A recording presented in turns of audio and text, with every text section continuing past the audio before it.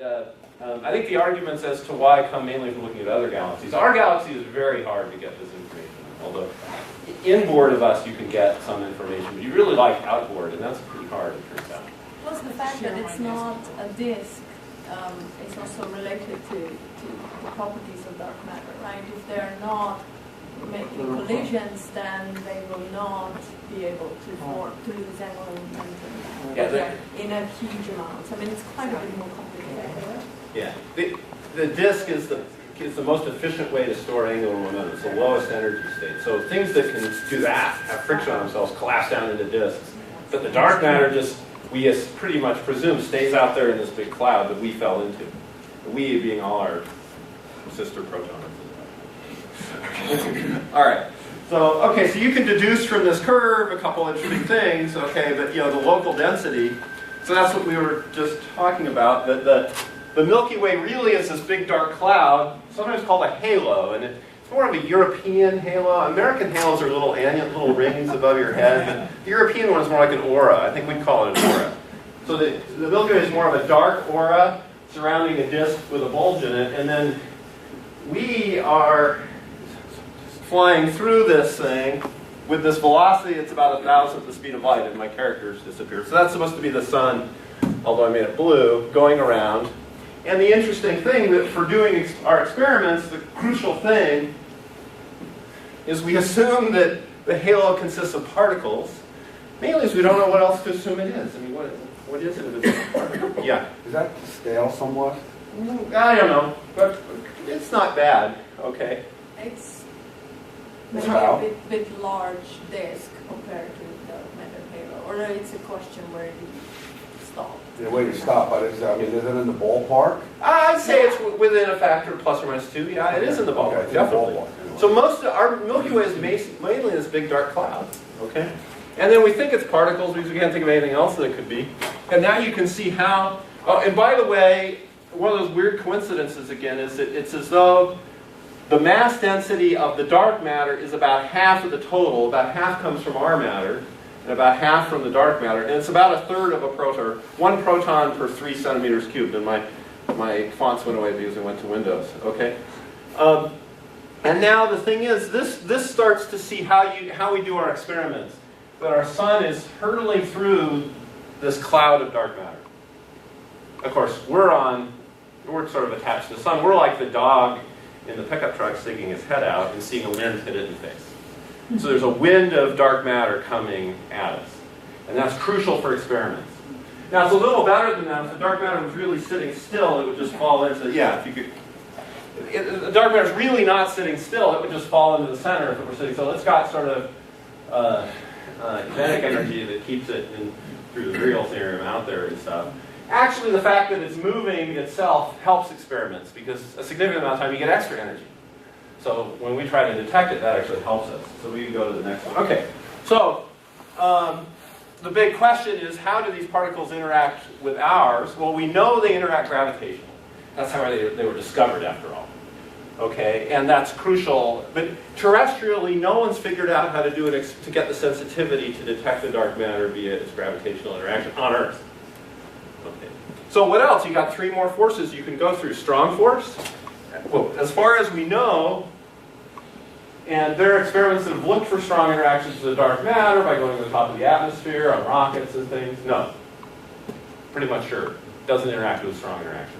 Now there is a type of dark matter that's related to the strong interaction called the axion, and it's a wonderful candidate, but it's not what I'm going to focus on today.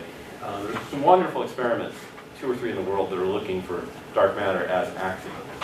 I won't say much more about that. Okay, does it interact via the electromagnetic force? That is it charged? No, we would have seen it for sure. Unless you could always dial its electric charge down to like 1/100th of the electron's charge, but why? I mean, that's sort of ad hoc. Okay.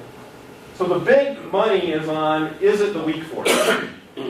That's the focus of most of the terrestrial experiments. And there's actually a prediction, if you assume that the dark matter was ever in thermal equilibrium with our matter in the later part of the Big Bang, the force to be in thermal equilibrium implies some exchange between our matter and that matter. And then you say, well, what rate of exchange? Consistent with the weak force. It's really a wonderful thing. It's 30 or 40 years old, this result. Okay, it's accommodated by popular supersymmetry or supersymmetric models of our matter. That is, all our particles may have a second twin. All our particles have a first twin, which is antimatter. But there could be a second twin, which is matter that particles with all the same properties if their spin is different. Okay?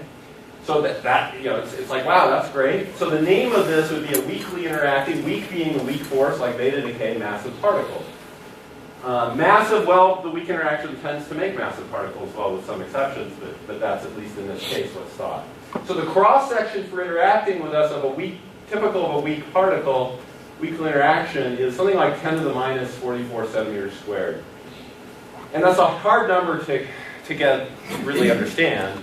But if you have one WIMP and want to fire at some matter and get a 100% chance of it interacting, you need about 20 billion Earths lined up in a row. That's how small this cross-section is. Okay? Now, of course, when we detect it, that's not what's going on. We have a huge flux. We have a flux of something like 10 to the 20th or something of these things. Okay? So we beat this factor by having a huge flux. Now the mass, we think, is characteristic of the weak interaction, which is the same as the W and Z particles, you might say, about 100 protons. The weak force is super short range, the delta function force, basically. Okay, it's not 1 over R squared or anything like that. So we go on to the next one. Okay. So the experiment, so much of my stuff disappeared, but it's okay. The experiment is, you could call it a modern Chadwick experiment. If you know how Chadwick discovered the neutron, we're just rerunning that experiment. That's really all. And all Chadwick did was play pool with neutrons. He used neutrons on a pool ball of either hydrogen or nitrogen. We're playing pool, except the cue ball is black, okay? And it's the dark matter coming in, and it's really, we're moving through the wind of it, and it has about 1,000th the speed of light. And we think the mass, again, is about 100 GeV. If you can now click it, we'll see what happens. Yeah, so the idea is just pool, and somehow on my old animation, this would come up here and hit. We're looking for our matter. If you get a bunch of our atoms and stare at them, we're looking for one of them to unexpectedly jump back. That's the experiment.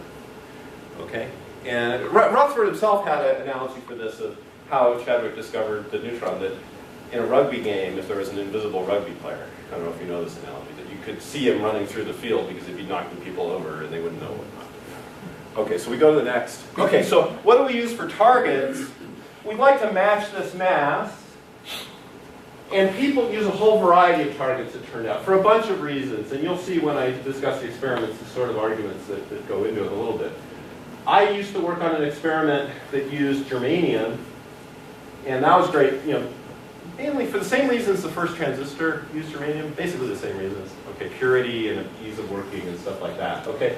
We also use silicon. Lately, I've started to work on an experiment that uses xenon, that uses liquid xenon, in fact.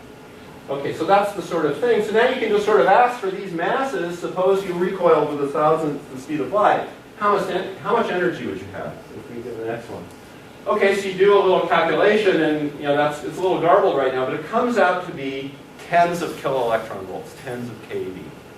And you should all go, that's easy. My dentist does that when I get an X-ray. Anybody can do this. And yeah, anybody can do this, except there's one problem. We go to the next. This is the problem.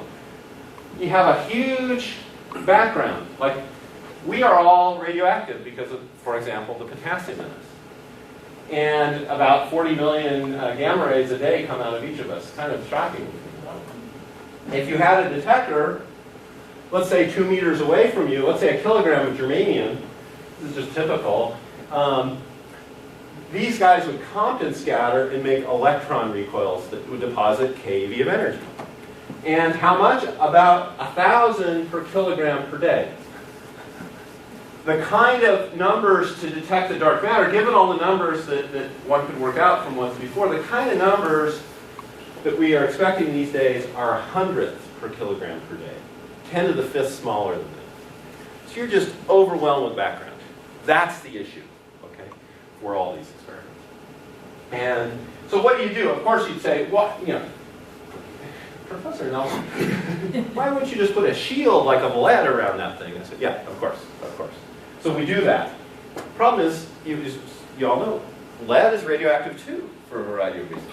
For example, there's a lead isotope lead-210 that gets in lead. It's deposited there by radon. And you know, it turns out it's hard to get this number below about 1. The background number is hard to get below 1. We use some of the most amazing lead in the world. Santa Barbara, we bought lead that had been in the ocean bottom near France for a couple centuries. Because their radon does not permeate it anymore, and lead-210 dies away. Okay, so that's the sort of thing. So we put lead shields around. There's also neutrons. Remember, a neutron does pretty much the same thing a dark matter particle does, just with slightly different kinematics and a way bigger rate. We got to get away from neutrons, and that's the main reason we go to deep mines. Because at the Earth's surface, there's a lot of neutrons. They really are attenuated as you go down deep. So, great. So let's go on to the next one. I'm forgetting what's here. Okay. So, but how do you deal? No matter what, you've got a huge background. You need a way to deal with it. There's crudely 2 big strategies out there. One, there's an experiment in Italy called DAMA, and their upgrade was called Libra. They have a huge mass target, and they look for an astrophysical modulation. So it's kind of amazing. They go into their mine. You can't see the sky. They look, does the signal somehow correlate with the sky? Okay? The other way is a relatively small target mass and try to distinguish this phenomenon from the nuclear recoil, which has distinctions. So if we go to the next one, let's talk about DAMA for a second. They're in the Apennines, east of Rome, where a bunch of German Euros paid for a beautiful tunnel. And it's almost not used. It's at least a little bit. This is in a place called L'Aquila, where the earthquake was a couple years ago.